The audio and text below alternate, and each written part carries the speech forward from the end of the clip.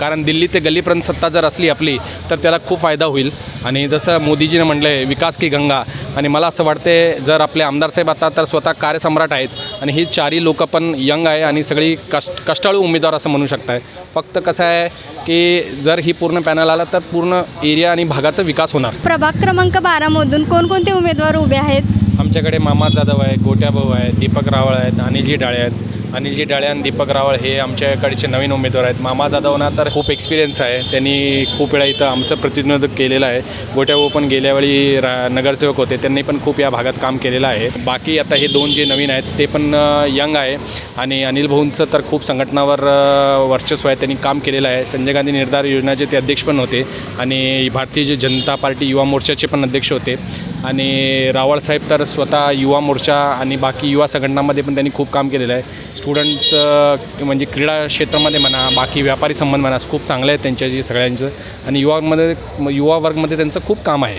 त्या हिशोबाने त्यांची म्हणजे पकड खूप मजबूत आहे दोघांची पण. नवीन असून तो पण पकड खूप चांगली आहे आणि लोकांमध्ये इमिजिएटली सगळ्यांमध्ये मिक्सअप झालेत. आणि असं वाटत नाही की ते नवीन आहेत, एकदम जुन्यासारखं त्यांचं सगळ्यांशी संबंध झालेत आता. आपल्या गल्लीचा, आपल्या समाजाचा, गोरगरिबांसाठी म्हणजे विकास होण्यासाठी तुम्हाला काय वाटतं, कोण निवडून यायला पाहिजे, कोणता उमेदवार? बघा कसं आहे, आता जर तुम्ही उमेदवारचं म्हणताय, मी तर म्हणतो उमेदवार सोडून पूर्ण पॅनलच BJPचं आलं तर त्याचा खूप फायदा आहे. कारण दिल्ली ते गल्लीपर्यंत सत्ता जर असली आपली तर त्याला खूप फायदा होईल. आणि जसं मोदीजीने म्हटलं आहे विकास की गंगा, आणि मला असं वाटते जर आपले आमदार साहेब आता तर स्वतः कार्यसम्राट आहेच, आणि ही चारही लोकं पण यंग आहे आणि सगळी कष्टाळू उमेदवार असं म्हणू शकताय.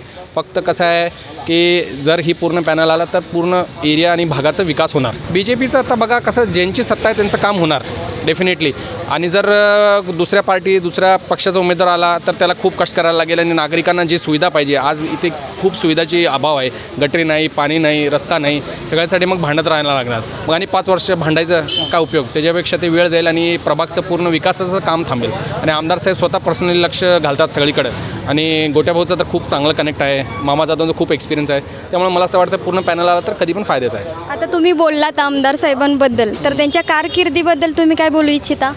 आमचं कुठलं पण असं काम असलं काय सांगितलं तर ते इमिजिएटली डिसिजन देतात. असं काय नाही आहे का हां उद्या सांगतो, परवा सांगतो. मी बघितलेलं आहे त्यांचं काम पर्सनली पण, आणि खूप फास्ट काम करतात. आणि मी स्वतः म्हणजे पक्षाला मानणारा माणूस आहे, मला माहीत आहे त्या हिशोबाने तिथं काम. इथं नाही आहे काही हे आज बघतो उद्या बघतो तसं नाही, एकदम फास्ट डिसिजन मेकर आहेत. म्हणून त्यांना थोड्या म्हणजे काय कमी वेळातच त्यांना सगळ्यांना कार्यसम्राट म्हणतात. हे आहे गोकुळचं श्रीखंड, अगदी जिभेवर रेंगाळणार. जिभेवरच नाही तर मनावरही रेंगाळणार. गोकुळ श्रीखंड, मनावर रेंगाळणार.